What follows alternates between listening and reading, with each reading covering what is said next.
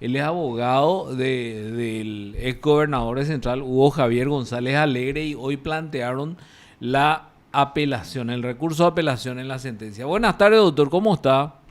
¿Qué tal, Raúl? Mi felicitación en primer lugar por tu programa y por tus líneas de comentarios. Y un abrazo también para la compañera de trabajo. Muchas gracias, Gracias, doctor, doctor. muy amable. Quería ver si nos podía dar un poquito los argumentos de este recurso que planteó, doctor. Sí, en primer lugar, vamos a ir por lo más leve para ir a lo más grave. Lo más leve que hace acá el tribunal es una falta de congruencia, que está establecido como un vicio insanable de la sentencia. ¿En qué consiste esto? En que el Código Procesal Penal 403, numeral 8, dice de que tiene que haber congruencia entre el auto de apertura que dicta el juez de garantías, la acusación que hace la fiscalía. Esa acusación es antes en la audiencia preliminar y durante el juicio, y la sentencia. El Ministerio Público le acusa a Hugo Javier por lesión de confianza, por declaración falsa, por uso de documentos no auténticos y por asociación criminal. Y esto lo hizo ante la audiencia preliminar como acto conclusivo, y lo hace en los alegatos iniciales y alegatos finales en el juicio oral. Nosotros, por nuestra parte, demostramos la inexistencia de todos estos hechos punibles en el juicio. Y el tribunal dice que declara la existencia de la lesión y del uso. No hace referencia y guarda silencio con relación a la declaración falsa y la asociación criminal sobre la cual el tribunal estaba obligado a expedirse, y eso causa una falta de congruencia. Esto en el derecho romano ya se conocía como la citra petita, es decir, cuando el juez da menos de lo que se reclama. En este caso, ya en el derecho romano, imagínense, hace miles de años, ya generaba la nulidad de la sentencia. Y esto le da un agravio a Hugo Javier, porque dice de que Tadeo Álvarez, el presidente de la CIA, ya fue condenado por la producción del documento no auténtico. Y ahora dice, y la producción de documento auténtico, la ley dice de que se hace a los efectos de inducir en el error a otro. Ahora, porque el sistema administrativo del cual Hugo Javier no miró ni tocó, fue inducido en el error en la presentación de documentos falsos por el presidente de la CIA, que confesó ese hecho y recibió una condena de 2 años con suspensión de eso, una cosa así, 1 año. Entonces, dice, vos porque fuiste engatusado al usar este documento, yo te condeno a vos. Y no hay otro antecedente de la producción. Durante el juicio no se procuró, el Ministerio Público no procuró saber quién presentó de estos documentos falsos en la gobernación, ni tampoco quién recibió. Y en la mesa de entrada estaban 3 personas. Se le llama una y dice, sí, este es mi sello, pero esta no es mi letra. Y faltaban 2 personas más, y una de estas 2 tuvo que haber recibido. Y las 2 eran personas que estaban cobrando por facturación a la CIA. O sea que acá el Ministerio Público notoriamente le encubrió a quién presentó los documentos falsos y quién recibió los documentos falsos. Una vez recibidos estos documentos, en una primera intención de rendición de cuentas, va al sistema administrativo, ahí un funcionario de nombre Joel Román Velázquez escaneó y remitió, alzó en la página de la Contraloría, a partir del cual tomó estado público. Joel Román Velázquez no fue imputado. Entonces decimos acá, hay una total falta de congruencia en la sentencia. Hace el juez un tatetí, este sí, este no, pero no justifica en la sentencia porque uno sí, porque otro no. Y eso sí, es motivo de revocatoria en la sentencia o de casación en la sentencia. Ese es el primer punto. El otro punto es que el tribunal dice de que hay un daño patrimonial por 5.105.600.000 guaraníes. Y el tribunal le cree en su sentencia al propio presidente de la CIA, Tadeo Álvarez, diciendo que él no presentó esta primera rendición de cuentas, él presentó la segunda nomás. y él es responsable por la segunda. La primera no se presentó de su correo y la segunda sí. No tiene ningún elemento de juicio el tribunal para decir que este sí o este no, porque nadie preguntó si qué de correo tenía o a quién representaba o de qué IP se hizo eso. Pero dejando de lado eso, da solo por válido como acto de rendición de cuentas de la ciudad, la que presentó donde ellos reconocen y que sería, entre comillas, la segunda rendición de cuentas, porque dentro de la legislación y dentro del sistema administrativo no hay una primera ni segunda rendición, hay una rendición que fue rectificada. Y en esta rectificación se presentó todas las facturas emitidas por los constructores por la realización de 14 obras. Y el perito de la contratado de manera especial por la Fiscalía y que, según me dijeron, fue pagado con los fondos reservados de la Fiscalía General, el licenciado Javier González, se tomó la molestia de agarrar todas las documentaciones que se presentó en la rendición de cuentas de la CIA. Estos fueron auditados y peritados por la Contraloría General de la República y por el entonces Subsecretaría de Estado, SED. Y estos aprobaron la legitimidad y la originalidad de estos documentos. Y el perito de la Fiscalía, Javier González, suma la totalidad de las rendiciones de cuentas de las constructoras y la totalidad de las facturas y le da el monto, 5.105.600.004, de verdad, un 4 guaraní. Entonces, la Fiscalía encontró que estaba perfectamente rendido cuentas por 5.105.600.000 guaraníes, que es el monto que el Ministerio de Hacienda le transfiere a la gobernación y la gobernación le expide cheques a la CIAD, al centro de, CIAD. Y la CIAD es una ONG que se encargó de hacer las 14 horas. También el perito de la Fiscalía, de nombre Mateo Nakayama, se fue y verificó las horas y encontró 14 horas y 14 horas concluidas. Y estas 14 horas corresponden a ese monto del particular. Pero el tribunal dice, acá está la rendición de cuentas y esto está bien, y describe en su sentencia las 14 horas. Pero dice acá, esta plata, el daño es por este monto y no considera la existencia de las obras. Dice, no, esto se pagó con cualquier dinero. La pregunta es, en derecho público y en ejecución presupuestaria, podemos decir que no sabemos dónde se va a parar una plata pública y podemos desconfiar o podemos probar dónde se puede parar. Puede existir ese hecho. Lo que no existe duda es de dónde sale el dinero, porque ese sí tiene una trazabilidad y se puede verificar de dónde se sacó la plata que se gastó, a qué partida presupuestaria se imputó el cheque que se libró a la CIAD. Y ese cheque, y la CIAD anotó en su libro diario de contabilidad que recibió 5.105.600.000 guaraníes. Rindió cuenta por ese mismo monto, presentó facturas que le entregaron a su nombre, a nombre de la CIAD, por ese mismo monto. Entonces, la pregunta es, ¿qué daño hay? El elemento esencial que hace a la existencia del daño patrimonial, de la lesión de confianza, es el daño patrimonial. Si no hay daño patrimonial, no hay lesión de confianza. Ahora el tribunal puede decir, acá era pandemia y murieron 17.000 personas, pero eso es un discurso político. Hay que ir, y si es que se hizo mal la rendición, se hizo fuera de tiempo, si la obra se hizo en tal o cual época, eso no fue el objeto del debate. El objeto del debate en juicio es si hubo o no hubo daño patrimonial. Y acá el Ministerio Público, con los documentos y con la pericia que presentó, demostró que no hubo daño patrimonial. Y al no existir daño patrimonial, el delito de lesión de confianza no existe. Entonces, esas son las bases fundamentales de esta apelación. Pero tomamos otros aspectos también, mi querido Luis. Sí. ¿Cuál es ese último aspecto, doctor? Sí.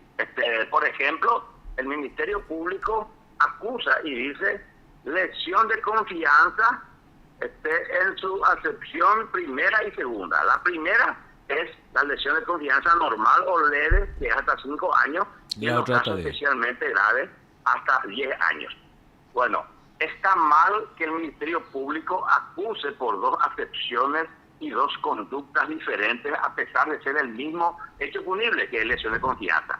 Pero de repente no es ilícito por aquello de que hay un principio constitucional que dice el derecho de peticionar. Y es como una parte del proceso peticiona, a pesar de que falta a su obligatoriedad de la objetividad establecida en el artículo 54, bueno, de repente dice, nosotros podemos pedir. Pero le dice al tribunal, yo pongo el pie y ustedes busquen el zapato que me calce. Bueno, o es lo uno o lo otro. Pero el tribunal tiene que dar por acreditados hechos y debe decir, este hecho se configura dentro de la primera acepción. ¿Por qué? Porque no reviste los elementos constitutivos de la segunda posibilidad de lesión. O esto es especialmente grave, ¿por qué? Pero una misma conducta, un mismo hecho, no puede ser leve y grave al mismo tiempo, y el tribunal no te puede condenar por el hecho como si fuese leve y fuese grave también al mismo tiempo. Eso es para mí terrible en la conducta del tribunal. Aparte que el tribunal agarra y establece hechos que no fueron objeto de debate y que no fueron probados ni fueron manifestados en el transcurso del juicio. Como sé que dice, por ejemplo, los funcionarios de la gobernación fueron los que produjeron los documentos falsos y fueron los funcionarios los que presentaron esto en la gobernación. Y esto se hizo bajo la dirección de Hugo Javier, por eso él es responsable. Vamos a analizar un poco eso. ¿Quiénes son los funcionarios que hicieron el documento falso? No podemos decir alegremente los funcionarios. ¿Quién? El tribunal tiene que, este es un tribunal, es un juicio de méritos, donde solamente debe analizarse por el principio de la sana crítica y por lo que establece el código, las pruebas producidas lícitamente. Y entonces, decir quiénes son los funcionarios, es muy alegre decir eso, muy fácil, pero ¿quién? ¿Y quién fue el que presentó? ¿Y quién fue el que hizo los documentos? Y finalmente a juicio no llega nadie, ni sindicado, como supuesto autor de la producción de los documentos. Y si no se sabe, y yo repito, es un gran desafío eso para el tribunal que lanzamos la apelación, ¿quién? ¿Cómo se llama? No es posible que una persona incorpórea y fantasmagórica tenga una conducta punible de producir un documento falso y tenga otro grupo de fantasmas entregar los documentos y usar los documentos, y por eso es condenado el titular del Ejecutivo, que no está en la cadena de circuito de la revisión de los documentos ni la recepción de los documentos. Es como decir, por ejemplo, de que alguien presenta un documento falso en esa entrada de la Corte Suprema de Justicia y por eso el presidente de la Corte tiene que ir preso, porque él usó el documento al rendir cuenta de esa factura falsa que él se presentó en esa entrada ante la Contraloría General de la República. Eso en casa es imposible aplicar. ¿Y cómo vamos a aplicar eso entonces para los demás?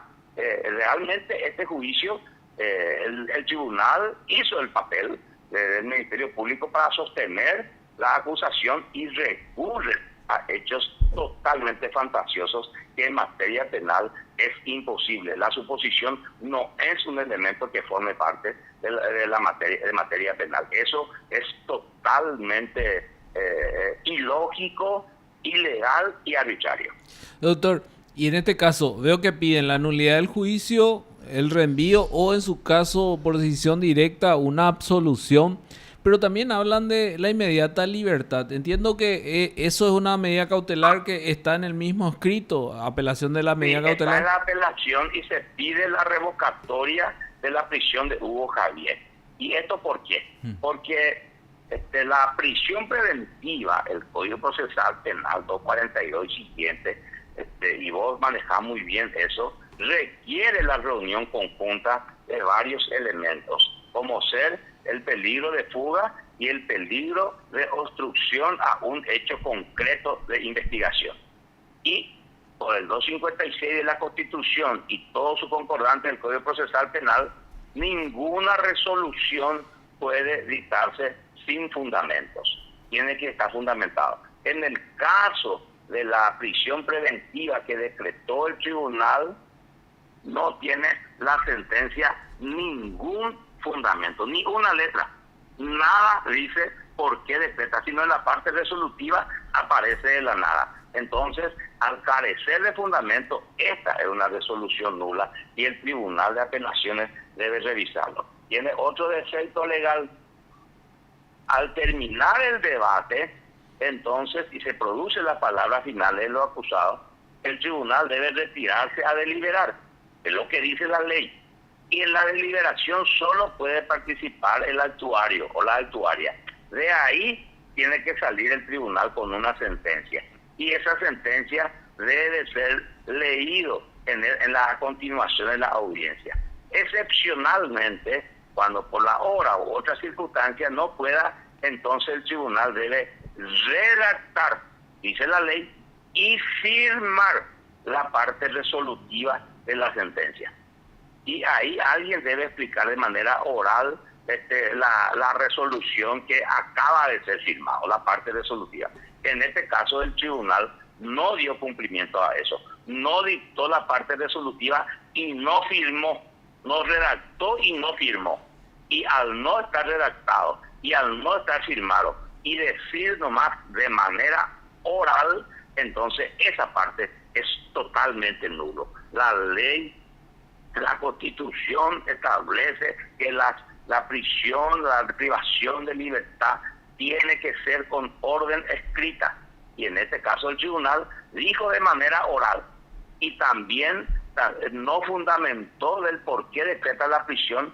No está eso en la parte escrita de la sentencia y tampoco violó la ley el tribunal al no redactar la parte resolutiva y firmar. Y eso es una obligación imperio legis. La ley le obliga a hacer. Entonces tenemos que ver eso y yo creo que el tribunal va a tener que considerar positivamente la revocatoria. Así como el caso de lo que se plantea en cuanto a las fotocopias y a los escaneos. Estas fotocopias que presentó el Ministerio Público como documentos de acusación, nosotros dijimos las fotocopias simples no sirven. El Código Procesal Penal establece la regla de cómo se obtienen las copias autenticadas y dice claramente de que todas las resoluciones tiene que el actuario tener una copia autenticada de la misma y lo único que sirve es lo original. Y en caso de que el original se pierda o se destruya, ahí la copia autenticada tiene el carácter de un original y tiene la validez. Mientras tanto tenemos que recurrir al original. Pero en cuanto a las copias simples y los escaneos de las copias simples, la ley no prevé nada. Y acá nosotros exigimos que se traigan los originales y pedimos que los originales se les exhiban a los contratistas para reconocer el contrato y su firma. Y varios de ellos en las fotocopias no pudieron hacerlo. Entonces el tribunal dice, la fotocopia me sirve a mí. Pero eso está hecho en violación del 371 del Código Procesal Penal, que sanciona con la nulidad total del juicio. Pero ¿qué pasa? El tribunal dice, yo te condeno por uso de documentos no auténticos. Y para condenarte por documentos no auténticos, yo también uso un documento no auténtico, que es la copia simple, para condenarte.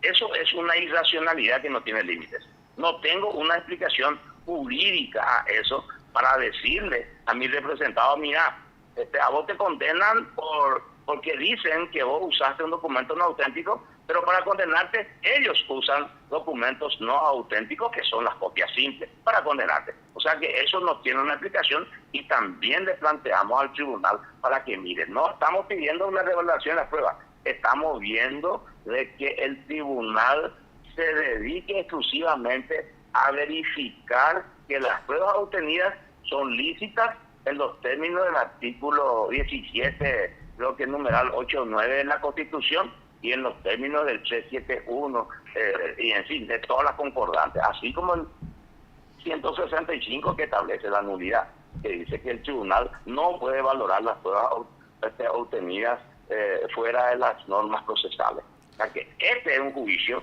que yo creo tiene que ser anulado. Y el tribunal tiene elementos suficientes para una resolución directa, que es la absolución. O en su caso, decide que se haga el reenvío y gustosos nos vamos hasta el siguiente tribunal. Entiendo, doctor. Bueno, te agradecemos tu tiempo, doctor, y tus explicaciones. Bastante claro lo que planteaste. Ahora esto se va a seguramente correr traslado a la fiscalía, a las demás partes y después elevar al tribunal de apelación. Sí, señor, ese es el trámite correcto. Muchísimas gracias por tu tiempo, doctor. Muy A tus amable. órdenes. Y nuevamente, felicitaciones por tu objetividad que siempre estamos siguiendo en el diario Última Hora. Muchas gracias, doctor. A tus órdenes, saludos. Hasta luego. Hasta luego. Usted está escuchando